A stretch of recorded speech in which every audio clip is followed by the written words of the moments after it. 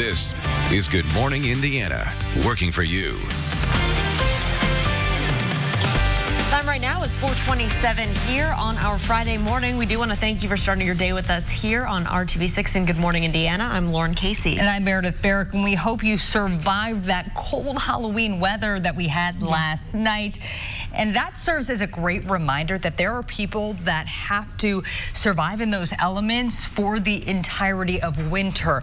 So we are looking into how IMPD is helping the folks that are homeless here in Indianapolis, and we're going to let you know the types of things that they need to make sure they stay safe and warm this winter. Yeah, the IMPD homeless unit going around, and they want to make sure that their patrol cars are packed and prepared with the stuff they need if they find someone in need out on the street. So we'll have more details on that coming up. But speaking of that cold weather, we do want to bring in Alyssa Donovan.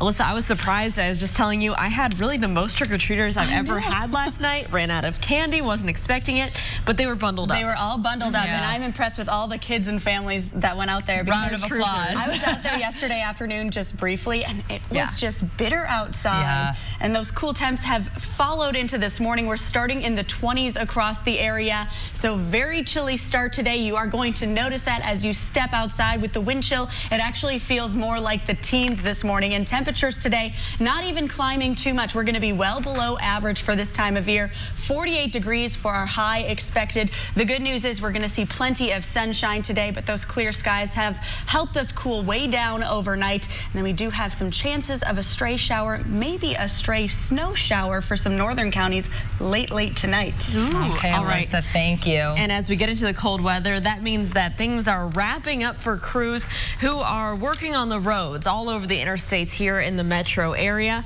And we've been monitoring throughout the summer and the fall, really since the spring, construction projects, especially weekend construction projects. And so those are starting to wrap up, but we still have another busy weekend on the roads for construction crews, several lane closures, several ramp closures that might change up your commute. So we're going to break all of those down for you coming up. All right. And finally, today is our last day of featuring Hiring Hoosiers seasonal work. We've been looking into jobs all week long where you can pick up maybe an extra job or a new job to help make you make a little extra cash this holiday season. Well, today we're going to look into postal workers and the postal service, what they need this busy holiday season. Obviously, people are sending out holiday cards, sending gifts to family across the country.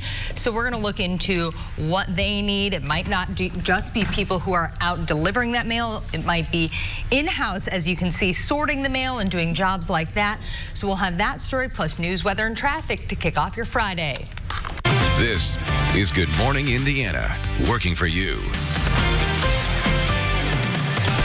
And now at 4:30 on Good Morning Indiana, an early dose of winter has IMPD's homeless unit preparing for a busy next few months. How you can help them help those in need. Police have arrested 2 teens in connection to the murder of an 18-year-old on the city's south side. And a new resource is helping Indiana students gain access to locally sourced foods. What you need to know about the Indiana Grown program. Here at 4:30, we do want to welcome you in on this first day of November. Can't believe it's November 1st. I'm Lauren Casey. And I'm Meredith Barrick. And, well, we are welcoming in Feels November with November-like temperatures in the 20s in some places today, Alyssa. Yeah, and you probably noticed it as you stepped outside this morning. I definitely did. It feels just bitter outside. So very big change from what we saw yesterday, starting in the day before. Those cool temperatures are in, and they are here to stay throughout the day. Starting in the 20s across the area, 26 in Indianapolis right now, 29 in Connorsville and Richmond. But it actually feels a little colder than that because of those wind chills. Feels a little bit more like the teens right now. Feels like you're walking into 18-degree weather outside here in Indianapolis. So today you have to grab that warm jacket, maybe a hat and some gloves. It feels cold outside. We are well below average to start. We also have a freeze warning in effect because of those very cool temperatures. That's for areas to the southeast of us, but we are all feeling that cold today. Those areas are just expecting to see the possibility of some freezing conditions and maybe some frost on the ground. So what's happening is cold front is is moving out. High pressure is building in today. We are going to see clear skies, so that's the good news throughout the day, but we are not going to warm up very much. So we're starting in the 20s and we'll only warm into the mid-40s this afternoon. Keep in mind, usually our high is still around 60 degrees, so we're well below average rather, and we are staying below average for the weekend. All of those details coming up in just a few minutes. Alyssa, thank you. Want to give you a live look right now at traffic. This is I-69 at 106th Street up in the Fishers area. Traffic here is traveling up to speed this morning. No major issues to slow you down. A heads up to the weekend. We do have some road construction there on I-69 southbound from 116th Street to 82nd Street. One lane will be open during the day on Saturday, so heads up to that if you travel through Fishers over the weekend. Let's take a look right now over to the northwest side. I-465 and West 56th Street, where traffic's moving along up to speed, both northbound and southbound this morning. No major issues to slow you down. With winter weather here almost 2 months before the official start of the season, IMPD's homeless unit is gearing up for a busy next few months. The weather we saw yesterday is just a reminder that it's not easy for the folks who are living out on the streets. That's why Officer Pat McPherson with IMPD's homeless unit is hoping people can step up to help. Officers need winter weather supplies to keep in their cars in case they see someone in need. The more stuff that we have that we can provide them, a lot of the socks, the scarves, shoes, blankets, when we can get it to them quickly and try to avoid the hypothermia and just keep folks warm. Well, if you'd like to donate anything to IMPD's homeless unit, you can take it to the nearest police station, and they'll make sure it gets to someone who can use it. A woman in western Indiana was found dead with an 8-foot python wrapped around her neck, and today we could find out exactly how she died. An autopsy is scheduled for 36-year-old Laura Hurst in Benton County. She was found dead Wednesday night at a home in Oxford. State police say the house is specifically set up as a place to keep snakes. We're told there were around 140 snakes in the home, 20 of which belonged to Hurst. 2 people have been arrested in connection to the murder of an 18-year-old on the city's south side. Nathan Henry was found stabbed to death at an apartment complex near South Madison Avenue and East Southport Road last Friday. Police say this stabbing happened during a drug sale and robbery attempt. 18-year-old Antonio Carter and 17-year-old Daniel Crockett are charged with murder and robbery. Both are expected in court today. Teen mom OG star Amber Portwood has been sentenced to probation as part of her plea agreement for a fight earlier this year in Indianapolis. Portwood is accused of attacking her live-in boyfriend with a machete and a shoe on the 4th of July. She is sentenced to 2.5 years of probation and must go to 26 weeks of court-ordered parenting classes and can have no contact with the victim. New this morning, Marion County has been chosen to participate in the Transforming Juvenile Probation Certificate Program. The goal is to help law enforcement and government officials rethink their approach to juvenile probation. Teams will develop strategies to shift the focus from surveillance and punishment to promoting positive behavior change and long-term success for youth. Several Indiana judges and attorneys will attend, along with Deputy Chief Probation Officer Kay Knorr and Probation Supervisor Leon Keith. A new exhibit at the Indiana State Museum is addressing the nation's opioid crisis. The Fix exhibit has been in the works for more than 2 years. Visitors walk through the interactive display, learning about the science behind opioid abuse disorder, hearing personal stories, and learning about recovery efforts. The exhibit also looks to engage younger visitors to help prevent opioid abuse. It's designed for people ages 9 and older and will be open on February 1st. At 4:35, the University of Notre Dame is delaying its plan to cover up some controversial murals. The 19th century paintings depict Christopher Columbus in America and have been criticized for their stereotypical images of African Americans and blacks. Students, staff, and alumni signed a petition back in 2017 to have the murals removed. In January, Notre Dame announced that it would conceal the artwork. But speaking to South Bend Tribune this week, a spokesperson said that it will not be done until the year 2022. Now to Democracy 2019. With the municipal election less than 1 week away, RTV6 continues to bring important issues to the candidates for mayor of Indianapolis. We're finding out their plans to help people living in food deserts.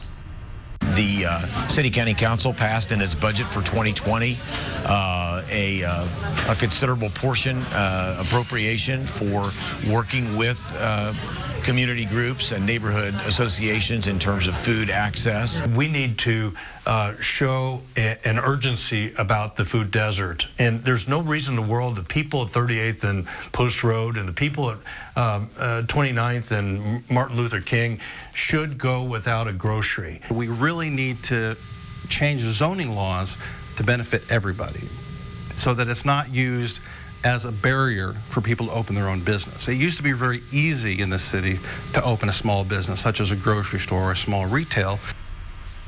You can find more about this topic and other issues we spoke to the candidates about on our website. Election Day is next Tuesday, November 5th. It is 4:37. Schools across Indiana will be able to serve more fresh local food to students and staff thanks to a new statewide program.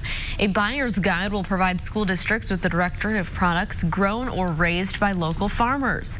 Advocates say the guide is part of a push to create more farm-to-school opportunities. We look at the school lunchroom as the state's biggest restaurant.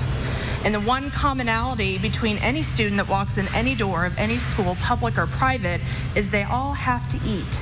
And the better the food is at their school, the more they will eat there. The new program was introduced at Franklin Community Schools yesterday. It's a partnership between Purdue Extension, the Department of Health, and the group Indiana Grown.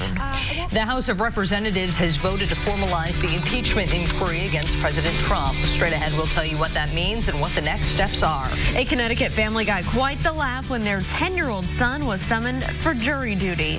We'll show you how that happened just after the break. Alyssa. And we have a very chilly start to November, starting in the 20s in many locations this morning, only climbing into the mid-40s this afternoon. I'll have your weekend forecast coming up.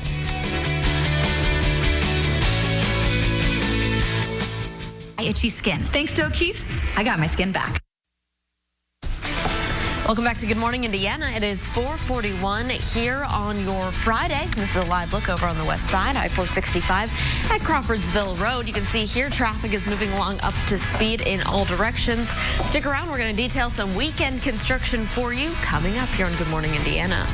The impeachment investigation against President Donald Trump is moving forward to a new phase. For the first time, lawmakers went on record on their support for the inquiry, and it was a House divided. ABC's Megan Tavrizian is in New York with what happens next and how the president is responding. A historic vote on Capitol Hill, a bitterly divided House of Representatives voting to formally move the impeachment inquiry forward. This new phase sets the stage for another round of hearings, this time open to the public.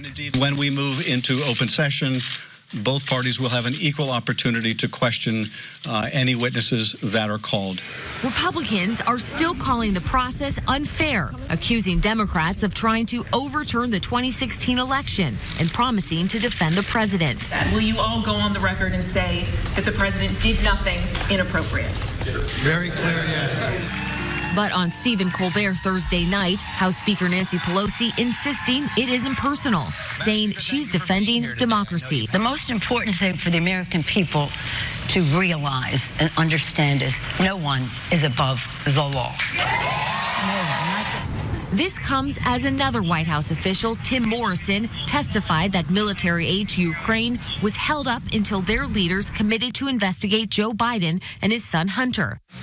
But Morrison also said he saw nothing illegal about the quid pro quo at the center of the impeachment inquiry. And President Trump continuing to defend himself, telling former British politician Nigel Farage on his radio show he did nothing wrong. It's a hoax. And, high crimes and misdemeanors. Well, what's a high crime and misdemeanor when you have a very appropriate conversation? Democrats want to start hearings as early as mid-November. Witnesses who have already testified behind closed doors could do it again, this time in public, which means all of this could be playing out on television very soon. Megan Tavrizian, ABC News, New York. North Korea has fired 2 projectiles, possibly ballistic missiles, into the sea towards Japan. That's according to the South Korean military. Officials say the missiles traveled roughly 230 miles. If confirmed, this would be the North's 12th launch this year. The latest test comes earlier this month when the last test came earlier this month when the North fired a new type of missile capable of being launched from a submarine. It's thought that missile could carry a nuclear warhead. This is the latest blow to the already bleak hopes of restarting U.S.-North Korean talks. President Trump met Kim Jong-un in June at the Korean border, but no deal was made. At 4:44, a massive new brush fire has prompted evacuations in Southern California. The so-called Maria fire was reported around 6:30 last night in Ventura County.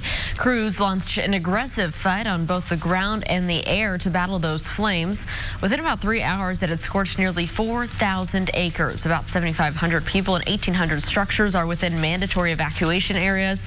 Animal evacuation centers have also been set up. The Maria fire is the latest of multiple fires burning across California. At last check, it was 0% contained. A third woman has come forward accusing actor Cuba Gooding Jr. of sexual misconduct. The latest accusations are by a waitress at Lavo nightclub in New York who says the Jerry Maguire star forcibly touched her in September of 2018. The other two accusations stem from incidents in October of 2018 at Tao Downtown and June of 2019 at Magic Hour Club in Midtown. Gooding appeared in court yesterday, pleading not guilty to the new charges. There's more drama this morning in the R. Kelly saga. The actor skipped out on his latest court hearing for an interesting reason. According to his attorney, the singer missed his federal hearing in Chicago due to a toenail infection. Kelly reportedly had a toenail removed and is now supposedly wearing a walking boot and didn't want anyone to step on his foot. The 52-year-old is facing multiple sexual misconduct charges in Illinois and New York. He denies the accusations against him. Time right now is 4:45. Let's check in with Alyssa and today's forecast. And it is a chilly start to a chilly November. We are starting with those temperatures in the 20s. We do have the small potential of a stray shower late tonight. Mainly that is over northern counties. We could see rain or snow or freezing rain with that. Most of us will stay dry though. As we head into the weekend, we are well below average. Those temperatures hardly reaching the 50s this weekend. Right now, starting in the 20s across the area, we have clear skies. Indianapolis at 26 degrees right now, Kokomo at 24, Bloomington 28 degrees. But as you step outside, you're going to notice it feels even colder than that. Feels like we're in the teens because of that wind chill, which is right around 18 degrees right now in Indianapolis, 16 degrees in Peru. We also have a freeze warning in effect this morning. That's for areas to the southeast of us, right around Greensburg and Seymour into Richmond. That's because those areas are seeing those very cool temperatures as well. So we could see some frost, maybe a little freezing on the roadways in those spots. So what's going on is we had this cold front move through yesterday that brought us that wind and cool conditions, also that rain. What's happening next is high pressure is building in. That's going to be in control today, and that's going to keep us clear and sunny throughout the day. We're not going to warm up very much though. By the noon hour, only hitting the upper 30s at many locations, but the good news is plenty of sunshine today. By the evening, we're going to see this front approach, and that's going to bring us a little bit of cloud coverage to the north, and then we also could see that stray shower I was talking about, mainly over those northern locations, though, just as that front passes through, that could bring maybe a snow or rain shower to those northern locations by tomorrow morning. Most of us, though, will stay dry. Looking ahead to the weekend, things are going to be cool and dry, so high pressure will be back in control on Saturday and Sunday. That's just going to bring us plenty of sunshine, but we will stay dry and cool. 44 on Saturday, climbing into the upper 40s on Sunday before we're back into the 50s on Monday. Today, starting chilly this morning in the 20s. Again, it feels a little bit more like the teens though, so you definitely need to bring your warmer jacket today, maybe even a hat and some gloves. Sunny skies by the noon hour, temperatures climbing into the upper 30s, staying below average with our highs today, only into the mid 40s, and that's where we're staying this weekend as well. Tomorrow, temperatures in the 40s. Don't forget to turn back your clock on Sunday morning. 49 degrees on Sunday. Mostly sunny skies throughout the weekend as well. Again, that chance of a stray shower, maybe a snow shower over northern counties tonight, but most of us are going to stay dry throughout the weekend. Next chance of a stray shower will come on Tuesday. Alyssa, thank you so much. We are keeping a close eye on traffic this morning, and right now here on I-69 at 82nd Street to the northeast, everything's moving along smoothly, both northbound and southbound. A heads up to you as you travel through this area over the weekend. Only one lane will be open on I-69 southbound from 116th Street all the way down here to 82nd Street. That will last from 7 a.m. until 5 p.m. Saturday, so daytime Saturday in Hamilton County, a heads up if you drive on I-69. Let's take a look at our map right now. Another traffic heads up I want to give you as we head into the weekend. This one goes into effect tonight at 10 p.m. Scheduled to close all lanes of northbound I-465 between 38th Street and 56th Street. Traffic will be diverted to collector lanes at that time, and is scheduled to reopen at Monday morning at 6 a.m. So this may change up your weekend commute if you travel through this area. Let's take a look right now at your drive here on this Friday morning on the Near East Side, I-70 at Rural Street and Keystone Avenue. No crashes here to slow you down. A Connecticut family got quite the surprise when their 10-year-old son was called for jury duty. Nick Dondero is in the 5th grade, so he was pretty surprised when a letter came in the mail saying he had to report for jury duty. The Connecticut Judicial Branch gets a list of names from 4 places: the DMV, the Department of Labor, the Registrar of Voters, and the Department of Revenue Services. It turns out the list from the Revenue Services does not include date of birth. That's where Nick's name came from. His mom said the family thought the whole situation was pretty funny. And in case you're wondering, Nick is off the hook for jury duty, at least for about 8 more years. All right, well, a breakthrough to announce for the International Space Program. For the first time ever, astronauts will get to taste fresh-baked cookies in space. Who doesn't like that? A company called Zero G Kitchen has developed a special oven that will be shot into space tomorrow. Until this mission, the astronauts could only reheat their food. When the oven is installed on the International Space Station, it will be the first appliance for a future kitchen. It's not clear what cooking in zero gravity will be like, but the cookie dough is already at the station waiting to be baked. A college student lands an internship in a pretty unique way, coming up how he used a common office item to stick out above the rest. And coming up at 5 o'clock, a student seeking help from a school nurse after getting sick from vaping is expelled. What his family is saying about that punishment. But first, I'm Vinny Politan. Coming up today on Court TV, closing arguments in Wisconsin versus Ezra McCandless. She's been charged in the death of her former lover, Alex Woodworth. She claims self-defense. The prosecution says it's first-degree intentional homicide. After closing arguments, then we'll be on a verdict watch today on Court TV. And don't forget, you can watch the all-new Court TV live on your mobile device by visiting CourtTV.com. We'll be right back.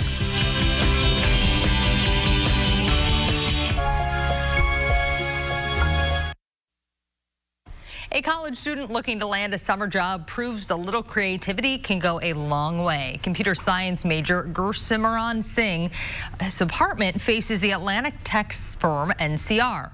A few weeks ago, the 19-year-old Georgia Tech student crafted a message on his apartment window using Post-it notes, spelling out, "Hire me." Well, the stunt paid off. The next morning, he got a sticky note response from the Fortune 500 company asking for his email. Singh submitted his resume to the IT department and ended up with an internship offer for the summer of 2020.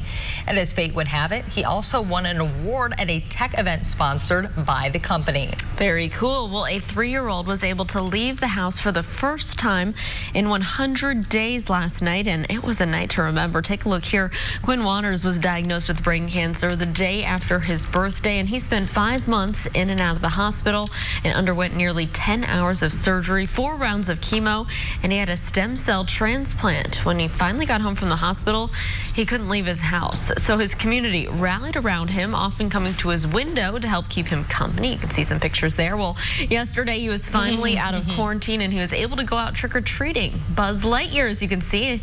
He was also the guest of honor at the Bruins hockey game, getting to drop the puck before the face-off. Oh, so what a cute. And what a great day to have your first outing. There. Yes. That's the best day to have your first outing. I love that. Yeah. All right, and if you got outside yesterday, it was bitter cold, but people braved the temperatures and got that candy. Alyssa, what can we expect as we head out today? So it's still chilly this morning. Those chilly temperatures moved in yesterday. They're sticking with us this morning. We're starting in the 20s, and it feels a little bit more like the teens to start out. We'll warm up a little bit throughout the day, and the good news is we'll see plenty of sunshine for your Friday. Still below average, though. 45 degrees for our high, staying cool this weekend, but dry.